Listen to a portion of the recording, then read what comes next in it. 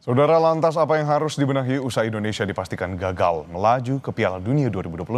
Apakah taktik yang diterapkan dalam pertandingan selama babak kualifikasi sudah efektif?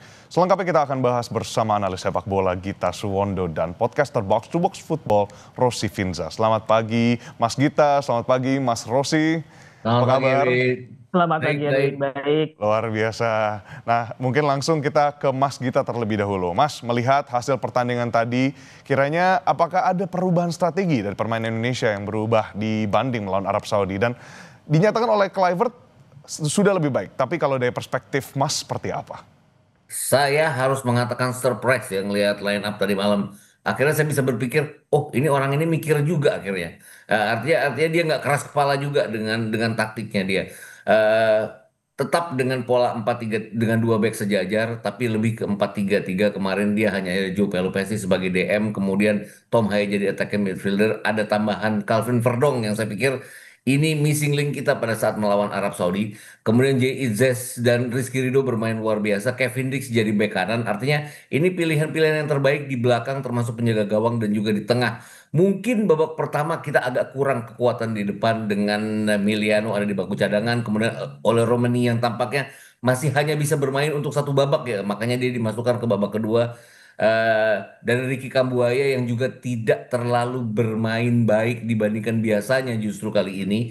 Tapi secara keseluruhan sebenarnya ini tim terbaik yang dimiliki Kluivert dan harus diajukan jempol dengan pilihannya dia. Untuk pertama kalinya dalam 4 pertandingan menghadapi Irak kita bisa mereduce kekuatan Irak sehingga mereka hanya menghasilkan dua shot on target sepanjang pertandingan. Biasanya mereka terus membombardir pertahanan kita, tapi tidak kali ini. Walaupun hasilnya tetap tidak berjalan sesuai dengan keinginan masyarakat Indonesia dan juga keinginan Kluivert sendiri dan juga tim pastinya. Wah, oke. Nah, ini tadi disebut dari 4 pertandingan, berarti kali ini juga akhirnya ada kepala yang diputar gitu ya Mas ya, otak yang akhirnya berjalan Iya. sinkron untuk akhirnya memecah pertahanan dari Irak. Nah, kalau Iya. untuk Mas Rossi sendiri, Mas bagaimana Anda melihat taktik yang ditetapkan oleh Patrick Kluivert dan diterapkan di lapangan? Lalu sebenarnya kalau kita mau berbicara apple to apple, apakah ada perbedaan signifikan dengan taktik yang waktu itu diterapkan oleh Shin Tae-yong? Kalau secara apple to apple dengan Sintayong jelas ada perbedaan ya, karena kalau melihat bagaimana Patrick Kluivert bekerja, terus kemudian Sintayong dulu bekerja, terlihat jelas gimana Patrick Kluivert berusaha lebih proaktif ketimbang Sintayong yang dulu lebih pragmatis gitu. Jadi sebenarnya sih kalau buat saya pribadi antara proaktif atau pragmatis itu ada plus minusnya sendiri. Tinggal bagaimana menerapkan di lapangan apa namanya pola-polanya itu udah tepat atau belum gitu. Sebagai contoh, ketika kita menghadapi Arab Saudi, kita main dengan formasi 4 back, tapi kerapatan antar lininya kurang terjaga. Makanya kemudian kita memberi banyak ruang untuk para pemain Arab Saudi gitu. Dan dari situ kemudian mereka mendapatkan peluang dan akhirnya mencetak gol gitu. Sementara ketika menghadapi Irak semalam, formasinya sama dengan 4 back juga gitu. Tadi sudah dijelaskan, dipaparkan oleh Mas Gita. Tapi yang membedakan di pertandingan melawan Irak itu saya melihat bagaimana coach Patrick Kluivert bisa membuat gap antar lini yang tadinya ada pada pertandingan melawan Arab Saudi itu menjadi hilang, menjadi nihil sama sekali. Dan itu yang sebenarnya bikin kita bagus sekali tampil di babak pertama. Irak kesulitan untuk membongkar pertahanan kita, kesulitan untuk membangun serangan dari lini tengah, sampai kemudian di babak kedua Graham Arnold pelatih mereka memasukkan Zidane Iqbal, dan saya kira itu yang mengubah permainan Irak pada babak kedua. Seperti itu kira-kira. Oke, berarti artinya di laga awal Indonesia sempat menekan ya di awal, tapi kenapa bisa kecolongan Betul. akhirnya untuk Mas Gita? Tadi Mas Gita bilang di awal kurang, tapi sebenarnya kalau kita lihat menekan gitu Mas. Ya, sebenarnya kalau kita lihat di babak pertama sih kita tidak dapat peluang. Itu aja intinya. Ada peluang dari Mauro Silva kayak yang kemudian menyamping, tapi selebihnya kita tidak dapat peluang. Tapi kita menguasai jalannya pertandingan jelas. Midfield itu punya kita. Kita lebih apa ya, lebih pegang bola dibandingkan dengan Irak sendiri. Itu yang agak bikin saya kaget. Tapi memang pergantian kita di babak kedua dengan 3 pergantian awal Meliano kemudian masuk, oleh Romani juga masuk ke tidak apa ya, pemain-pemain ini justru bukan tidak membawa hasil positif, tidak sebagus pemain-pemain pengganti yang ditampilkan oleh Irak. Artinya tadi ya udah dibilang sama Rossi tadi kan, Ali Yassin masuk, kemudian Zidane Iqbal masuk, ke semuanya 4 pergantian yang dilakukan Irak itu membuahkan hasil untuk mereka. Memang di mana-mana itu di dalam pertandingan di mana dua tim yang sangat seimbang yang harus yang biasanya pemenangnya adalah tim yang tidak melakukan blunder terlebih dahulu. Dan kalau kemarin mau dilihat detailnya adalah blunder dari Rizky Ridho ya. Tapi saya nggak menganggap itu sebuah kesalahan Rizky Ridho. Blunder tapi dia mencoba mengatasinya dengan merebut bola kembali, tapi kemudian bolanya direbut kembali oleh para pemain Irak dan kemudian kerjasama mereka yang diakhiri oleh Zidane Iqbal yang membuahkan hasil. Kalau kita bicara pertandingan pertama ada blunder dari Mark Klok, tapi kemudian sepanjang pertandingan Mark Klok seperti tidak berfungsi di lapangan tengah. Tidak demikian dengan Rizky Ridho, dia bermain sangat baik, membela pertahanannya dengan sangat baik, banyak clearance yang baik, banyak bloknya yang baik. Hanya tadi sebuah kesalahan kecil yang kemudian dihukum oleh Irak itu aja. Tapi selebihnya sebenarnya kita mengimbangi Irak dari sisi permainan, tapi mungkin tidak dari sisi hasil. Ya mungkin kurang tepat kalau kita tidak menghargai pemain karena Betul. pemain-pemain ini sudah memberikan semuanya walaupun harus tersingkir. Andaikan ini hanya di putaran ketiga di mana kita masih punya sisa 8 pertandingan, ini tim yang tadi malam bermain akan sangat menjanjikan. Mungkin tidak sekarang karena mereka tersingkir, itu aja bedanya. Tapi kan memang balik-balik lagi, tanya Rossi deh, football itu selalu kejam terhadap hasil. Betul. Itu Jadi memang aja. memang bukan hanya faktor pemain, faktor strategi, tapi timing juga penting, Mas. Tapi kalau kita Ya. tadi lihat dari komposisi yang Mas jelaskan, Mas Gita menganggap berarti semua lini ini sudah bekerja dengan maksimal, sudah tepat sasaran, efektif Ya. seperti itu, Mas. Sudah tepat. Mungkin di depan kita kurang apa ya? Kurang greget untuk cetak gol karena kita tidak bisa memakai Ole Romani sepanjang 2 kali 45 menit. Emiliano Jonathans juga yang punya kecepatan di kanan tidak main sepanjang 2 kali 45 menit. Hanya di babak kedua. Tapi balik-balik lagi setelah mereka masuk, justru pergantian Irak yang membuat mereka lebih menguasai lapangan tengah. Itu tadi kenapa kemudian passing-passing kita yang bagus di babak pertama harus kita ganti dengan crossing yang tidak membahayakan pertahanan Irak. Setelah mereka unggul baru kita main passing-passing kembali yang berbuahlah sebenarnya ke daerah pertahanan Irak walaupun tidak menghasilkan shot on target, tapi ada beberapa kali kita membahayakan pertahanan Irak. Luar biasa. Jadi Mas Rossi, pertanyaan yang sama mungkin, apakah semua lini sudah efektif? Dan pastinya ini kalau kita lihat ada keputusan pergantian pemain, itu juga mungkin perspektif dari Mas Rossi seperti apa? Ya kalau melihat antar lini saya merasa bahwa ini jauh lebih baik ketimbang Arab Saudi nih. Tadi saya sudah menyebutkan bahwa ketika menghadapi Arab Saudi antar lini itu ada banyak sekali jarak yang bisa dimanfaatkan oleh pemain lawan gitu. Nah, pada pertandingan Irak ini tidak ada gitu. Kita bisa melihat bagaimana ketika Irak berusaha melakukan build up serangan, mereka biasanya mengalirkan bola ke pinggir gitu. Karena tengah itu compact buat para pemain Indonesia gitu. Jadi kesatuan itu ada. Terus kemudian usaha kita untuk mengkreasikan peluang itu juga ada. Cuman yang kurang menurut saya mungkin perkara efektivitas aja kali ya. Beberapa kali juga saya melihat peluang salah satunya yang disepakannya di Eleanor Raiders itu juga gagal. Padahal itu posisi dia ada tepat di depan gawang gitu. Jadi menurut saya itu efektivitas aja, perkara efektivitas, perkara eksekusi.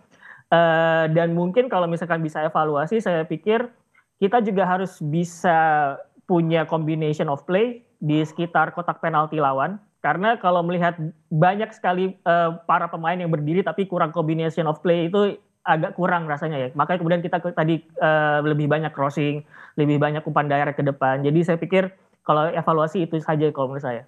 Oke, Mas Gita, mungkin mirip-mirip nih dengan Mas Rossi. Pertanyaannya adalah terkait dengan evaluasi. Kiranya dari sisi kepelatihan, Patrick Kluivert bagaimana Mas ke depannya yang harus dipertahankan atau mungkin dievaluasi dan ditingkatkan. Lalu juga apakah harus dilakukan agar talenta lokal ini dapat bersaing dengan pemain diaspora?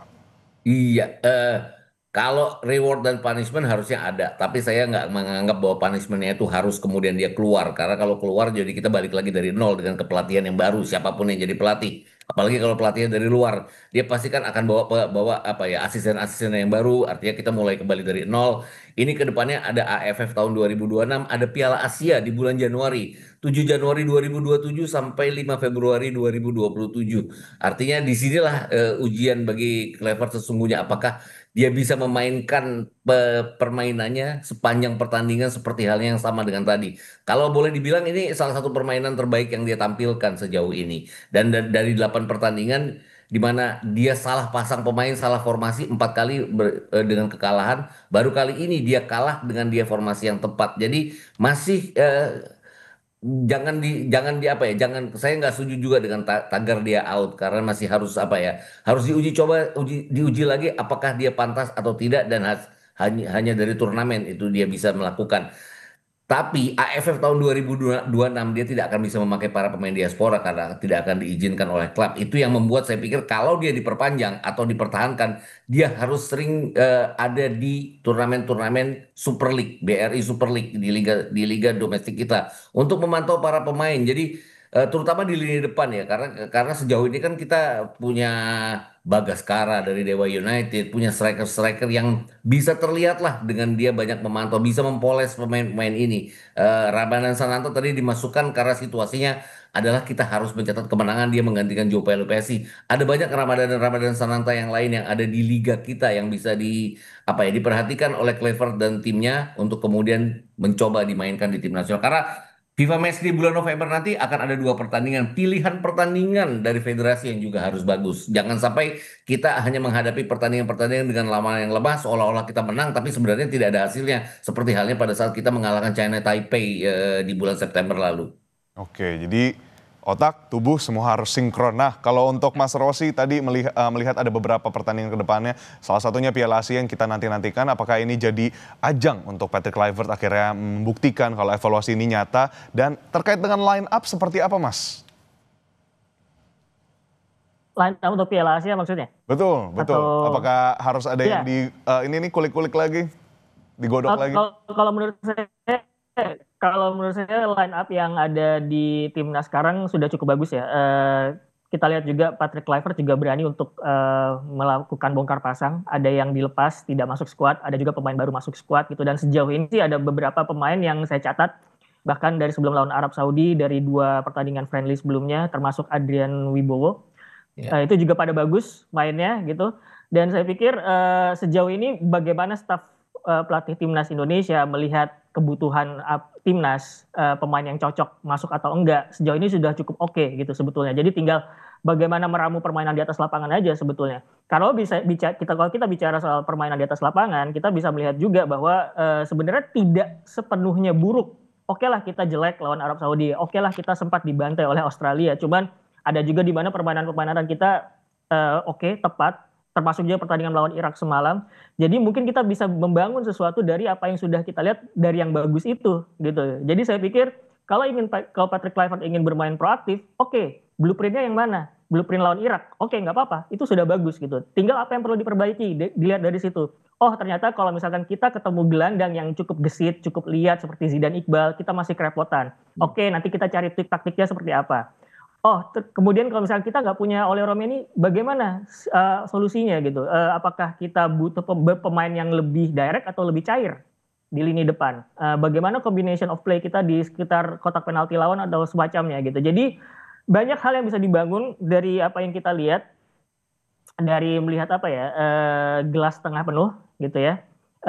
Dan itu masih banyak waktu untuk sampai Piala Asia tahun depan, dan kita harapannya tentu saja evaluasi bukan cuma sekedar apakah pelatih dipecat atau tidak gitu ya, karena kalau urusannya pecat pelatih, tentu saja pertanyaan berikutnya adalah apakah pelatih penggantinya lebih baik dari pelatih yang sekarang, karena percuma gitu kalau sama aja gitu, nanti takutnya kita juga jalan di tempat gitu loh. Jadi saya pikir pertanyaan untuk memecat pelatih itu selalu lebih kompleks ketimbang reaksi-reaksi sementara sebetulnya ya, kalau dipikirkan baik-baik gitu. Oke, Mas Rossi, apakah ini berarti tandanya Patrick Kluivert harus lebih banyak spending time gitu ya, meluangkan waktu bersama para pemain gitu, dan kira-kira apa yang harus dilakukan Patrick Kluivert supaya tadi tuh evaluasinya nyata bisa dilihat dari pertandingan-pertandingan sebelumnya? Pastinya. Saya melihat kalau kebiasaan banyak pelatih tim nasional ya, katakanlah Thomas Tuchel di timnas Inggris, kita bisa melihat dia setiap pekan ada di stadion-stadion di Premier League gitu. Dia memantau pemain siapa aja yang bisa masuk, siapa saja yang mungkin ditepikan lebih dulu gitu ya. Dan saya berharap Patrick Kluivert juga seperti itu gitu di Liga Indonesia. Tadi sudah dipaparkan juga oleh Mas Gita gitu. Bagaimana supaya mungkin kita bisa melihat sananta-sananta yang lain gitu, atau mungkin Patrick Kluivert juga lebih paham bagaimana menempatkan posisi atau role pemain di posisi yang tepat. Karena kita lihat ketika menghadapi Arab Saudi beberapa hari lalu, dia memainkan Yakub Sayuri sebagai fullback ketika dia sebenarnya lebih bagus untuk offense sebagai wingback gitu. Jadi hal-hal seperti itu, keterbiasaan seperti itu yang mungkin bisa jadi evaluasi juga buat Patrick Kluivert. Oke, kembali ke Mas Gita, Mas. Berarti Mas Gita dan Mas Rossi di sini dua-duanya setuju, tidak boleh short judgment, tidak boleh terlalu temperamental keputusannya. Tapi kira-kira apa yang harus dilakukan, Mas, oleh Patrick Kluivert dan kawan-kawan? Iya itu tadi memantau semua talenta yang ada di liga domestik. Kenapa liga domestik? Karena itu sumber yang paling luas. Oke, kita punya pemain-pemain di Eropa, tapi kan pemain-pemain di Eropanya itu aja gitu loh. Jadi ya sudah terpantau. Kalaupun kita ingin menambah pemain, kita harus naturalisasi dulu. Kalaupun ingin memantau pemain di sana siapa yang oke, ya harus dilihat kemudian mencoba dinaturalisasi. Kan lebih repot. Kenapa nggak mencoba dengan liga domestik dulu? Karena kedepannya ini kan kita masih punya dua pertandingan FIFA Match di November, dua pertandingan di bulan Maret, kemudian dua pertandingan di Juni, ada kemungkinan empat pertandingan di September dan dua pertandingan di November tahun depan untuk mengarah ke AFF dan juga Piala Asia. Jadi masih banyak pertandingan-pertandingan itu tadi. Asal pilihan pertandingannya juga oke. Daripada memecat pelatih, kita harus bayar kompensasi. Ya mendingan uangnya dipakai untuk membina tim ini dengan pertandingan-pertandingan persahabatan yang mumpuni menuju ke AFF dan Piala Asia. Gitu. Oke, berarti dua-duanya sepakat kita ya, dan semuanya Yes. pastinya apresiasi harus tetap diberikan kepada timnas Indonesia yang memang kalau saya bilangnya bukan pupus gitu harapannya atau pupus jalannya di Piala Dunia, tapi harus kembali jadi bekal untuk pelajaran berikutnya di Ya, dalam betul. ya laga-laga berikutnya yang akan datang seperti yang tadi Mas Gita dan Mas Rosi bagikan kepada kita. Lalu juga tadi ini highlight yang menarik karena harus berkaca dan juga harus melihat potensi dari pemain-pemain di Liga Domestik. Nah itu menurut saya yang jadi sorotan ya pada dialog kita pada hari ini. Terima kasih analis sepak bola Mas Gita Suwondo dan podcaster Box to Box Football Mas Rosi Finza atas waktunya bergabung bersama kami secara daring. Jangan lupa tidur Mas. Yes. Terima kasih Sehat-sehat selalu. sekali.